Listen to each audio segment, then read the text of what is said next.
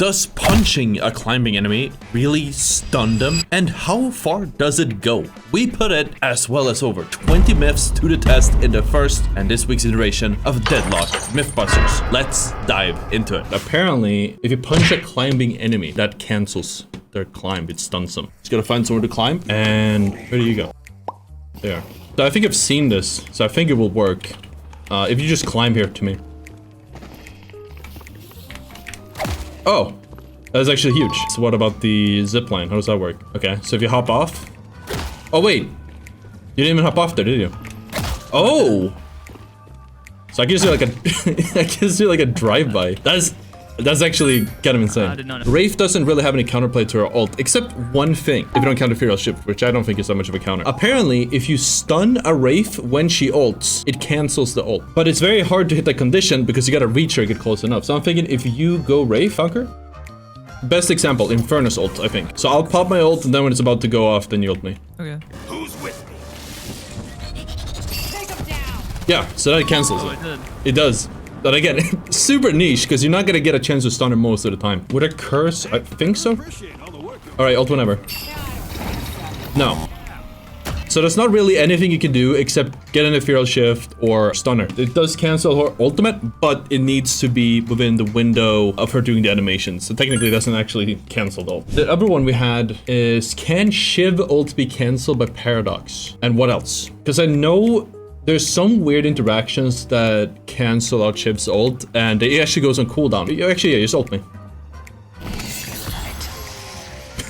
Did it go on cooldown? Yeah, it did. Yeah, it actually went on cooldown now. I think the thing is, every time Shiv uses his ult, he goes on cooldown, whether it hits or not. So obviously on Haze it worked. Actually, Paradox is a big question, because again, it just slows him down. My first initial thought was Q. Alright. Yeah, again, when Shiv ults, it goes on cooldown no matter what, as long as he does like the animation. And then if you cancel it in any way, shape, or form, can be a Wraith ult, can be a stun, can be a, I don't know, Abrams.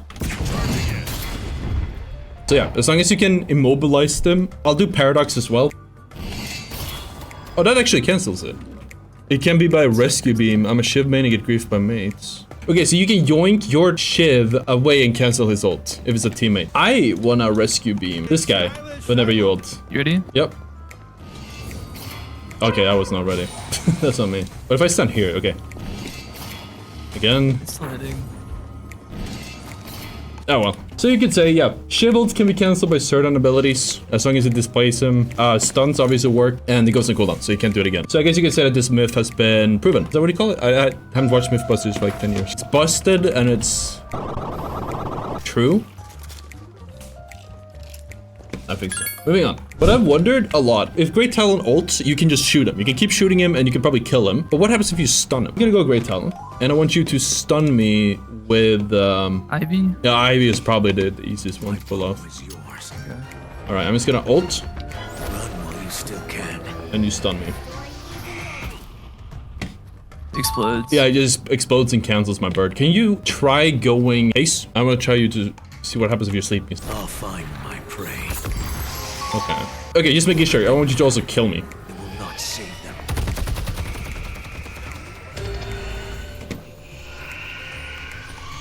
I can't punch.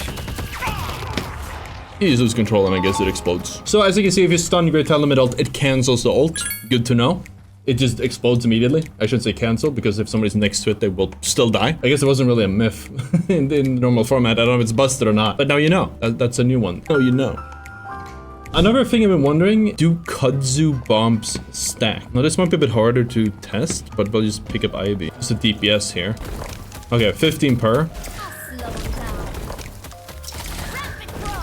No, they do not stack. That's actually really good to know. Because some people do stack them on top of each other.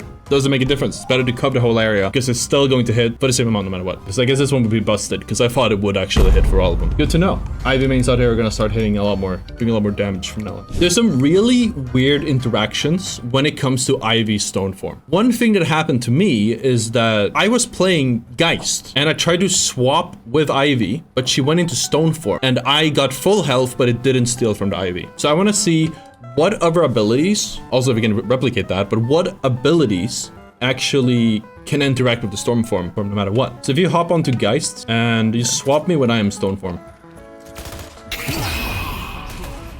Okay, so that seemed to just have countered you. So I guess that one is actually busted.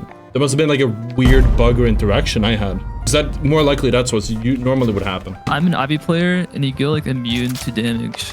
Oh yeah. So the swap goes off, but like you're like invulnerable to damage. Yeah. Is there even anything else we could try then? I want to see if we can rescue beam me.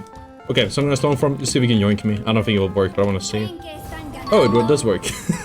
You know how to do a slingshot? So you just pull and then cancel immediately afterward. Got this. This story isn't over yet. I guess canceling just makes me fall. What if you don't cancel it? Then it pulls all the way.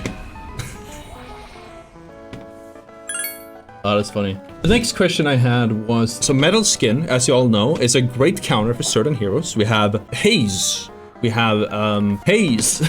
and Haze, I don't know who else. What's so good about Metal Skin is, obviously, it doesn't deal any damage, or you don't take bullet damage. But the question is, does it still apply on hit effects? Now, some people probably already have the answer, but I've never really thought about it, and I kind of wanted to know. I don't think it applies on hit effects, but I have a feeling it might. So let's see. We're gonna try both with Infernus and with Haze, and we'll see if it hits for any damage. If it hits for any, then it's her passive and kicking it.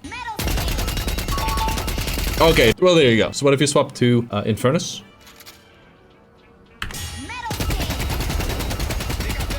I do take some afterburn damage from that one. What if you like buy some items? Yeah, okay. What about Mystic Shot? Yeah, that was a Mystic Shot hitting once in a while. So Spirit Shots and on-hit effects go through the Metal Skin. Infernus works, as you saw, Siphon Bullet works, Mystic Shot works, and obviously abilities will still deal damage to you. Tesla Bullets, let's try that one as well. It should, in theory. That little tick there was definitely the Tesla. Toxic Bullets, let's try it out. Yeah, it is the same as the Infernus. On-hit effects still deal damage through Metal Skin, and Spirit damage, even if it's like a shot, like a Mystic Shot, deals damage through Metal Skin. Now we know that. Okay, moving on. What happens a lot is when I play and try to catch a pocket, and I have a slowing Hex, they still get away. Because I don't know how it works, so I just kind of apply it as soon as I see them. Again, some people probably have the answer to this, and they're probably screaming at the screen, but I don't know. I'm gonna go pocket, and then I need you to slowing Hex me, and we'll just see what happens. So, slowing Hex me, I can still do that. Okay, I can send a cloak out 1 hex, but I cannot teleport to it. Anything else goes. If you wondered why they can still get away, that's why. Wait, actually, slowing Hex me? I can still hit the cloak. Like, if you get hexed at any point as a pocket, you're still gonna be able to get away with the same cloak. So it's actually not that good of a counter. Sure, it works to stop him from teleporting for like what, two or 3 seconds, but overall, again, you can still use the same cloak to get away no matter when. Like if he's slowing Hex now, and then like a second or so later I send it out, I'll have even more like space to work with.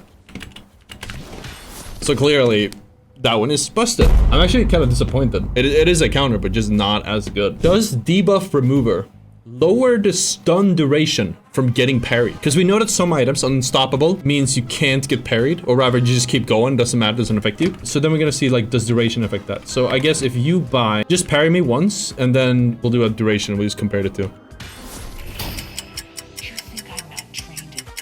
I'll get a debuff reducer. That definitely lowered the amount. Then the next question, which also was on Reddit, that was in the same thread that I really like. Does reactive barrier work? Because this can be cheesy. This can get really cheesy. I'm gonna punch you. It does. Wow, so if you get parried, because in early game, you cannot deal 600 damage or 400 like that. You just hold fucking like that, you get the shield, you're gonna have an advantage even though you get parried. That's insane. I feel like that shouldn't be in the game, if I'm gonna be honest with you. That's crazy. No, that one is proven. Can you reduce the cooldown on parrying?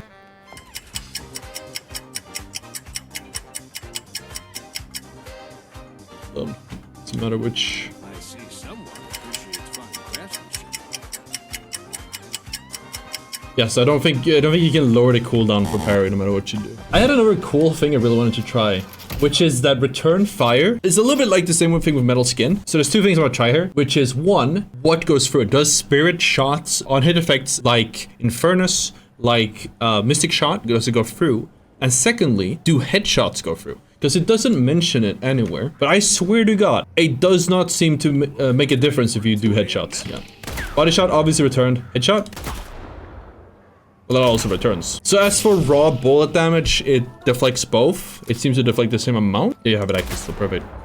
That does like 50 or so damage for me in the body. And then... That's 48. So it deflects less than a headshot. Yeah, some characters had headshot damage reduction. Some heroes had like a modifier to reduce headshot damage. Maybe that counts for it. Oh, so, but since I'm doing a headshot, it's technically a headshot. That makes sense. Okay, what about Mystic Shot? Let's try that one out. What happens then? 26. Only bullet damage? Spirit. No, I did Spirit too. Okay, so it does both. And what about, I would imagine something like Infernus probably won't. Yeah, I'm not on fire, so it doesn't affect that. It's hitting me for the fire, but it's not applying the fire to me. Okay, we have a follow-up. Does it work over metal skin? I would think it does. You use by metal skin as well. Let's try it out. Yeah, good to know. I guess this one is proven. Does metal skin return fire bullet lifesteal heal you? Does it heal the one wearing it? It does. Or does it? Yeah, it does. Okay, yeah, I wanted to see on your end because I can see the numbers popping up. Okay, great follow-up question. We'll just hop on to the next one, which is, can you apply multiple ability altering items to one ability? Oh, wait, this one is really simple. I think I could probably answer that while testing. We'll test just in case. And I assume they mean imbue. Duration on free, cooldown on free. Yeah, reach on free. Yes, you can. What's the reach on this now? Can't even see it. All right, that works. That one is proven. How does sharing jungles work? The revenue. I'm pretty sure I know how this works already, but we're gonna try it. So from my understanding, like if you want to share the revenue from a jungle, both of you need to shoot the same jungle if you're in the vicinity. But first we want to try it just if you were in the same team, we kill that one, the tiny one. I'm just next to you, so we should get the same revenue. Yeah. I got no cash, no money. Let's kill this one together. 44, how much you get? 44. You only need to hit it once, amount of damage you don't deal. If you just tag it, and you can move on about your day, it's still gonna count as a assist, and you get some of the money. So you can have, let's say I'm jungling and laning, and you have the triple camp, for example, on, I guess all lanes have one. If one of the teammates in a duo lane just goes in and hits all of them once, and then leaves the rest for his teammate, then they both get a little bit of the money. Good. Well, then that one is actually plausible. Good to know. We have another parry question. Does parrying a melee minion reset the parry timer? It should. And obviously you can parry melee minions. We already knew that. We're here. Well, none of you suck at it. I didn't. Thought it would be. Yes, it resets it, so you can do it again. So all the minions punch if you just get close enough. And then you can, then you have the reset, you can do it again. Very niche situation, but if you're in a lane and they're playing behind someone, you could just get up close, parry it, and then they're gonna come at you, and then you can just parry again. So that's pretty huge. Speaking of parrying, I've wondered about if you can parry walkers. They melee you, and maybe you could at one point, seeing as you can parry practically everything else. Okay. Like I missed this thing is slow as hell. This is messing me up. Hold on. Okay, yeah, you cannot parry this thing. There's no such thing as a crit on this thing. People keep telling me that. That was many patches ago, but again, I'm sure there was a point where you could parry the walker, and they decided that you can't anymore. You do double melee damage if you do a successful parry. Really? Yeah. I did not know that. Oh wait, okay. You tried. You're right. Yeah, so it does more damage. I didn't even know that.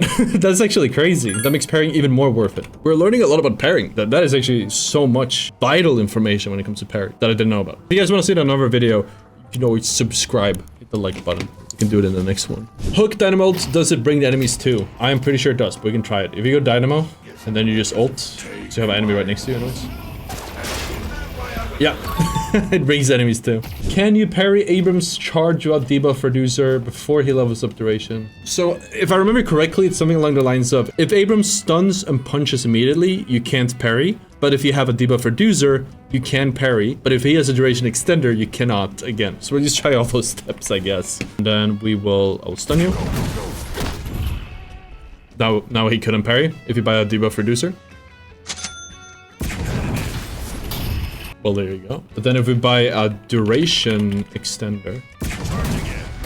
Yeah, well, there's this. Then it works again. Good to know. At tier 2, you get a longer duration too. So what if we sell... I'm gonna sell all my items. You sell your debuff reduce. In tier 1, it works. What about tier 2? Okay, so clearly it's still fast enough. If you buy a debuff reducer,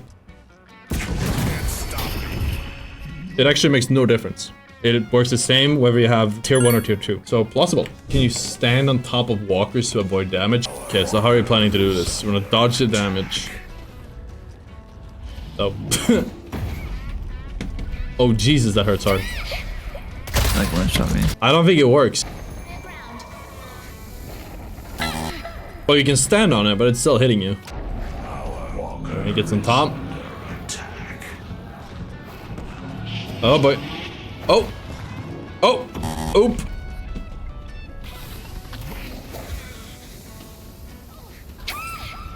So I guess that one is proven false then. I don't recall if that was in the patch notes, maybe it was. That one is busted. You cannot stand on top of it and dodge damage, but you can stand on top of it. But I am planning to do another one of these videos. Again, I want to do maybe once a week, depending on, you know, input from you guys. We need stuff to work with. This has been a few things that I've been wondering about for like the last few weeks. So if you guys think of more things, drop in the comments. Maybe we'll be able to pump them out a lot faster. It really comes down to you guys helping out. Maybe we'll get more helpers for some more difficult ones that require more people. That was it for Deadlock Mythbusters episode 1. A big thank you again, Conquer, for coming on and helping out with testing out a lot of these myths and dispelling some misconceptions. And yeah, the streams will continue on twitch.tv/ottr and on YouTube. We're gonna play ranked, and I'm going to lose every game. It's gonna be great. Like and subscribe. All right, bye.